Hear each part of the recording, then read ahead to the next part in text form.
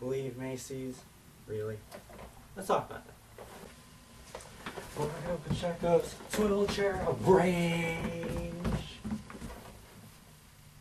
Merry Christmas and welcome to Mario Pacheco's Swivel Chair of Rage. I'm Mario Pacheco, and this is my swivel chair. Macy's slogan every Christmas time is "Believe." But what do they mean exactly?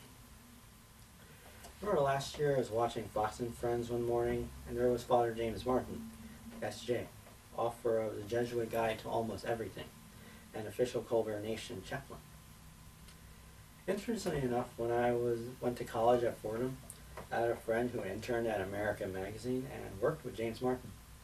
Anyway, Father Martin was saying to Gretchen Carlson and Steve Ducey that the war on Christmas has been lost because we've been overwhelmed by consumerism of Christmas. Then they were talking about Macy's slogan, "Believe," and they were like, "Believe in what exactly?" Father Martin said, "Unless it's believe in shopping, I don't know what they're talking about." I don't doubt that Macy's does indeed believe in shopping, but it got me thinking, what else does Macy's believe? Macy's believes in pedophilia. You may not yet have seen the new music video for the Mariah Carey song, "All I Want for Christmas," that now features Justin Bieber. There's a link below for the uninitiated. Throughout the course of this video, Mariah Carey in her little slutty Santa Claus dress shakes her backside in the general direction of Justin Bieber, some 16 or 18 or whatever times. Even one time would be too much. Justin Bieber even 18 yet?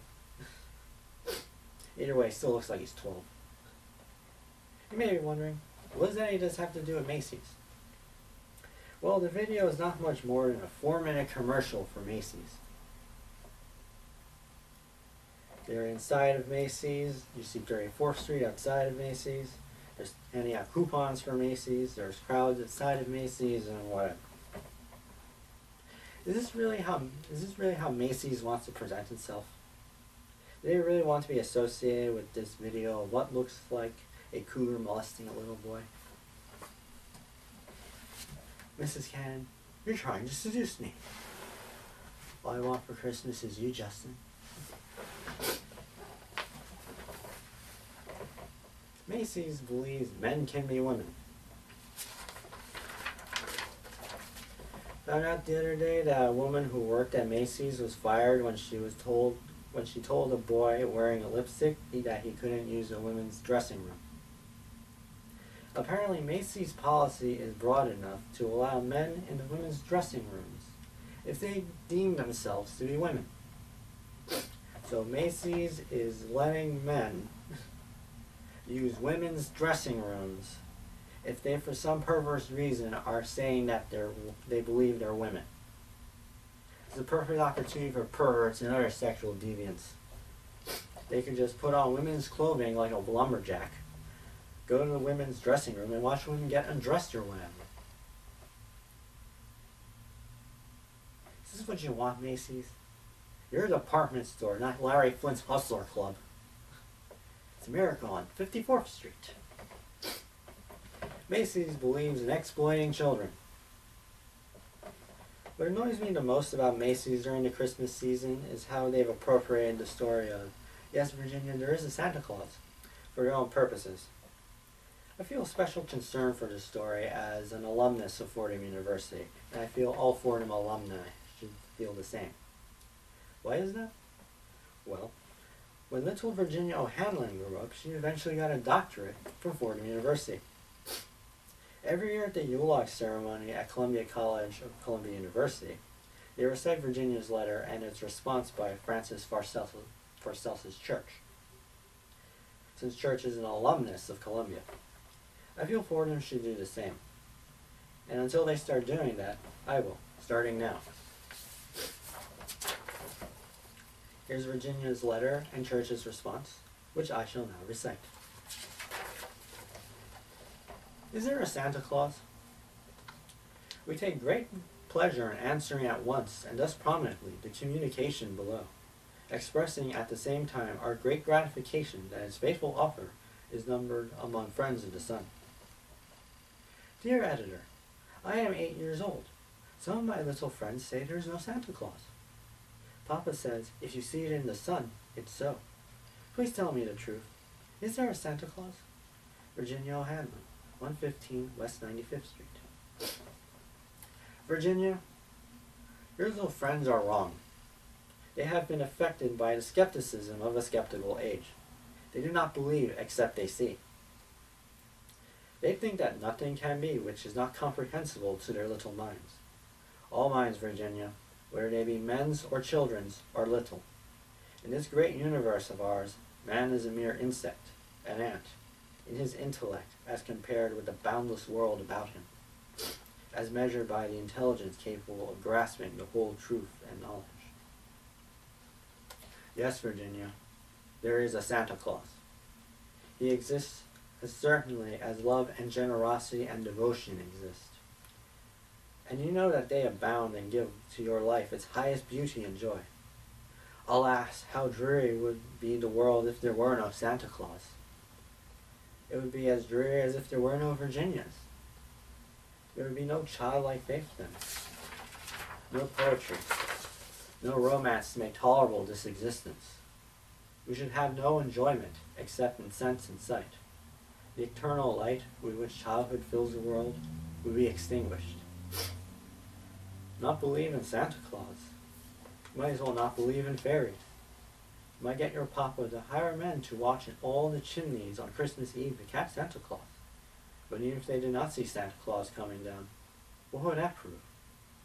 Nobody sees Santa Claus. But that is no sign that there is no Santa Claus.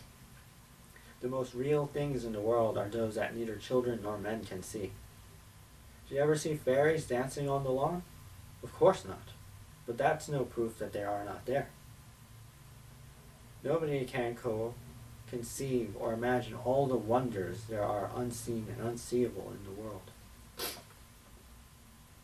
You may tear apart the baby's rattle and see what makes the noise inside.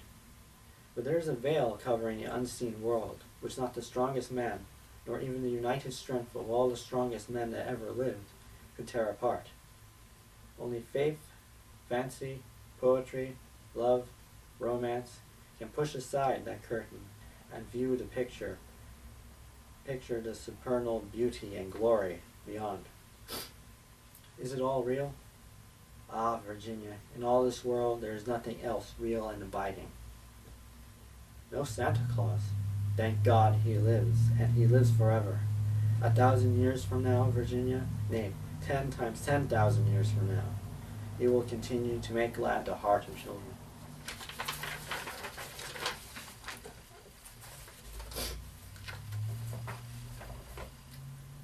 The first time I read this letter, it touched my heart, because it's so very true. The skepticism of the modern age has caused us to lose our sense of imagination. And one thing the Jesuits at Fordham taught me was the importance of imagination. What bothers me the most about Macys using this story is they believe absolutely nothing that's in that letter. All they believe in is in making money. And they will stoop down to exploit a little girl who grew up into a woman with a PhD from Fordham who's been dead for 40 years now, to do it. Well, it doesn't stop there now, no. In connection with promoting the animated version of the story, Macys has red mailboxes where children can send letters to Santa Claus. Whatever good comes from this being connected with the Make-A-Wish Foundation is immaterial. Children are impressionable. It seems to me that Macys might be trying to suggest to children that, just like in the film Miracle on 34th Street, Santa Claus works for Macys. I don't really like the original version. I actually like the 1994 version better. The whole "In God We Trust" thing. And I believe it doesn't actually have anything to do with Macys. Anyway, I swear these things stick with you when you grow up. These children will grow up and will always associate Macy's with the joy of Christmas. And they will go there without thinking for their Christmas shopping, making more money for Macy's. Do you want to let Macy's hijack Christmas? Look at how Macy's presents itself. As I have pointed out, they believe in pedophilia, perversion, and exploiting children and their imaginations, all for the sake of making money. Christmas is about Jesus Christ, not about making money. You cannot serve both God and Mammon, Macy's. You must choose whom you will serve. And it better be the right one before it's too late. This concludes Mario Pacheco's Swivel Chair of Rage. God bless you all. God bless America. And Merry Christmas to all, and to all a good night. Not Happy Holidays. That's for punks.